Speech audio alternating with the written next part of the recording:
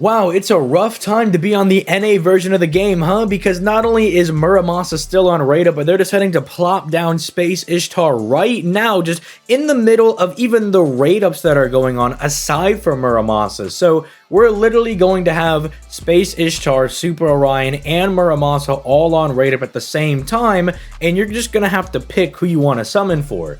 If you've already gotten yourself your copies of Muramasa, then you're off a little bit easier, because then you can just pivot on over to the Space Ishtar banner.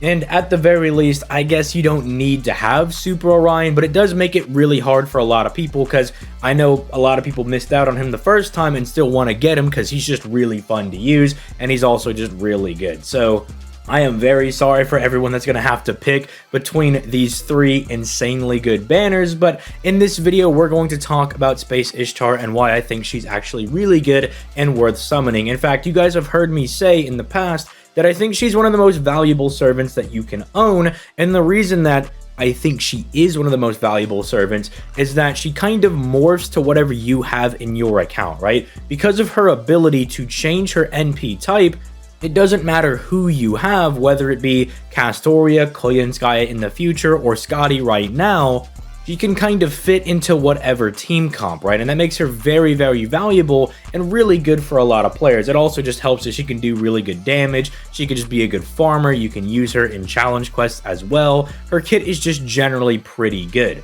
However, before we begin, this video is once again sponsored by Bai, and if you don't know what Bai is, it's basically like Japanese eBay, and the reason that that's important and it's a good service is that there's a lot of products that are produced over in Japan for various animes and different shows that never find their ways over here to the West. Like a lot of the figures we just don't get either ever, or it takes them a couple of years to bring them over here. There's also things like the FGO arcade cards that, since we don't have those arcade machines over here, we don't have a way to get those. Also, if you like stuff like me, like Kamen Rider, none of that merch ever comes over to the US, right? It is so hard to find over here, and Bai makes it really easy to grab all of that. And also for my viewers that sign up using my link down in the description down below, they will actually give you 2,000 free yen into your account that you can use towards anything that you want to buy. And some of these figures are kind of in that price range, right? And you'll see that, yeah, you got to kind of bid for some things as well, because it literally is just like Japanese eBay, but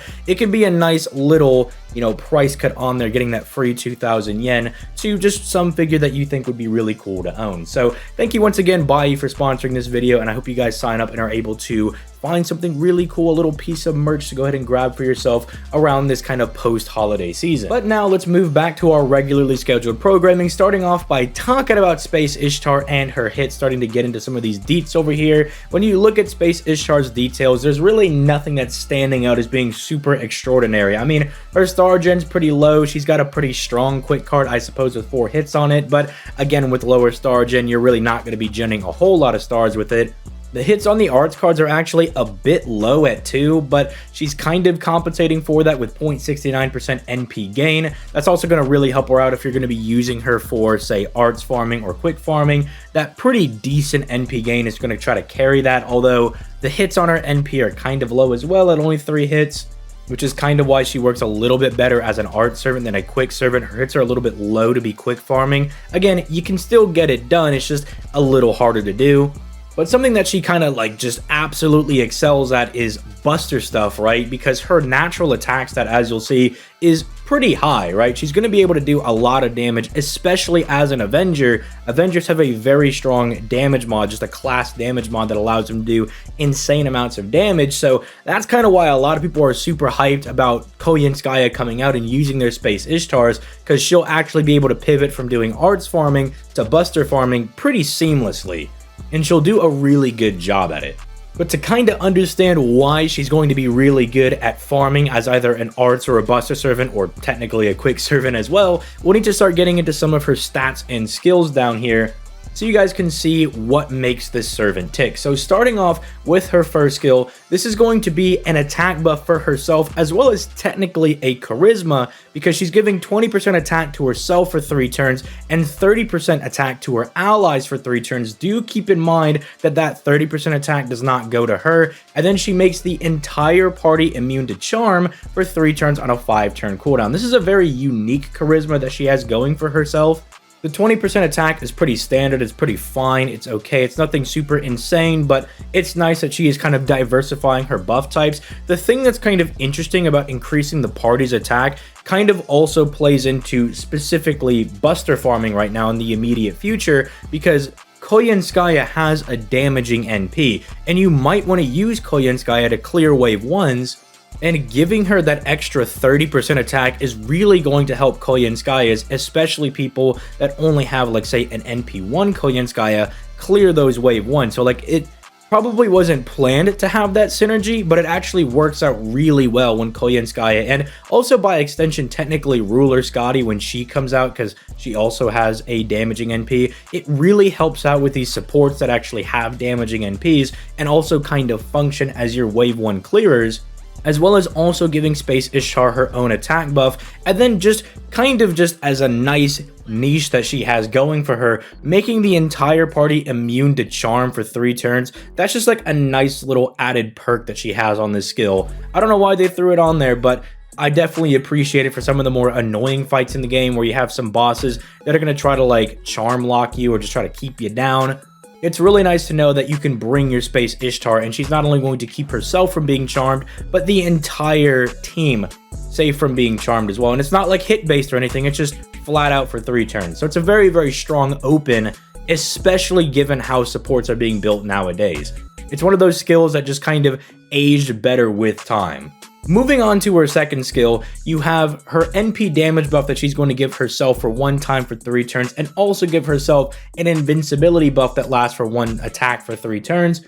Those are both kind of neat little abilities, but the most important thing that she's doing on this skill is that she is changing the type of her NP for 3 turns. This is what makes Space Ishtar so unique and so insane, because again, she can tailor herself to whatever supports or whatever your box is looking like and try to help you out even more, right? Is your account better at supporting Buster Servants? She can change herself to be a Buster Servant. Better for arts? Boom, she swapped over to arts. And again, like I'm saying, she's going to fill those roles as like an arts or a Buster farmer really, really well. Like you can already kind of see some of that synergy with the first skill in someone like Koyenskaya, and we've already seen that she's able to farm as an art servant pretty effectively. And so this skill just makes her absolutely insane. You get a little bit more value out of this if you're going to use her as an art servant, because you can save that NP damage buff for the 3rd wave and like farming nodes, because her natural NP type is arts. Like if you don't select anything, she'll just naturally be an art servant. And so you can save this skill for the last node to get that NP damage buff and have it multiply into that attack buff for the 3rd wave, because again, you only get 1 usage out of it, very similarly to someone like Vitra, right? But even then, if you're going to use her as a Buster Servant, you have to swap on like the first turn and you're like, oh, I'm going to lose out on a whole lot of damage. Don't worry, you have this little guy called Oberon when you're going to be using Buster setups, and losing this 20% NP damage buff, I think Oberon can make that up, right? Like, I think he'll be able to replace that and you'll be just fine. So for arts teams, it's really good because you can save it for the 3rd wave, and for Buster teams, they don't really care. They have enough damage going around as is.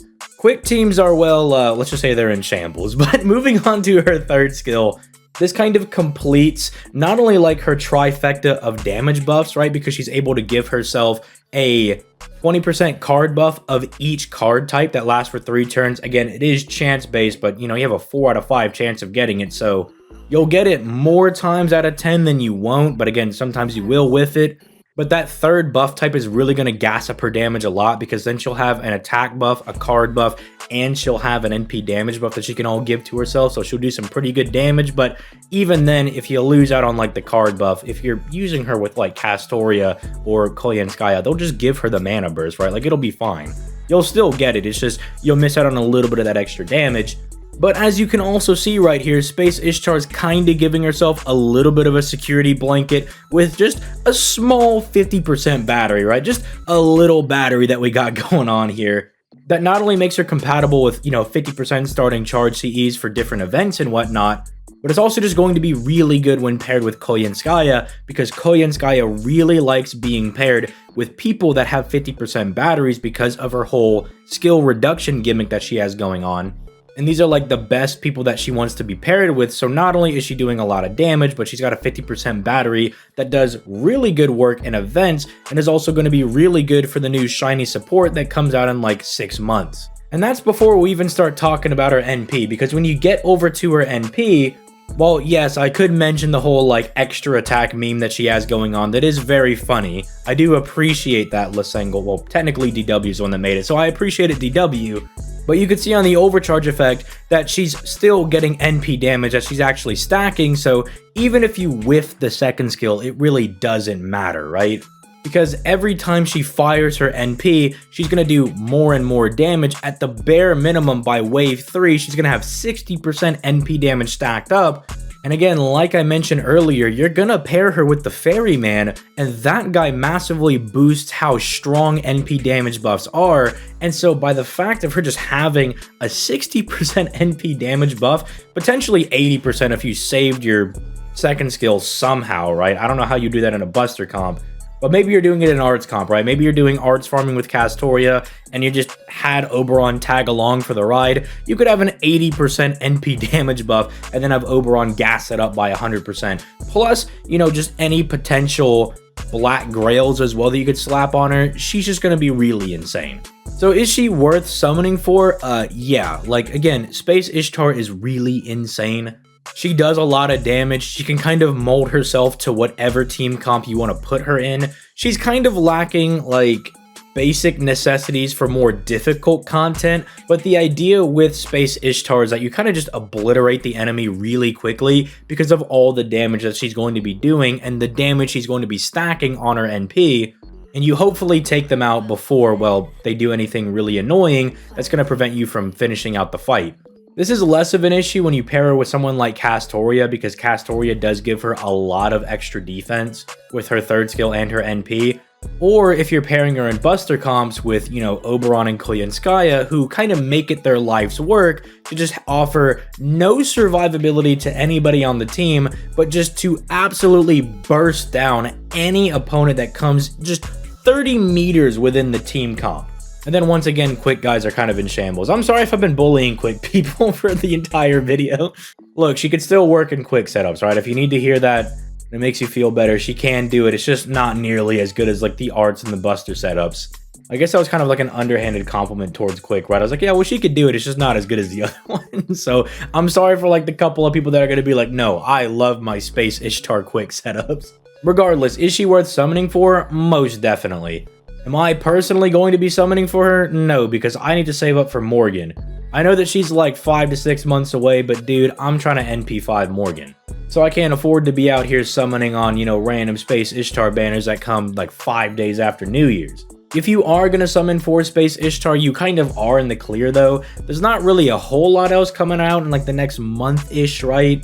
Like, unless you care about, like, Karen or, like, Galatea in the immediate future, Romulus is going to be coming back for, like, the Grail front. Those are kind of some targets to be picking out, and yeah, Karen's pretty good. But if you don't really care about Karen, you're kind of in the home clear to go ahead and just summon for Space Ishtar. Or you can just be like me and be like, I'm not summoning on anything until, you know, May or June rolls around and I get my chance to summon on that Morgan banner. But yeah, with all that being said, let me know in the comments down below if you're going to be summoning for Space Ishtar. Are you going to be going for higher NP copies? Let me know that all in the comments down below. And with all that being said, I'm going to go ahead and get out of here. You guys have yourselves a nice day. Peace. Late, guys.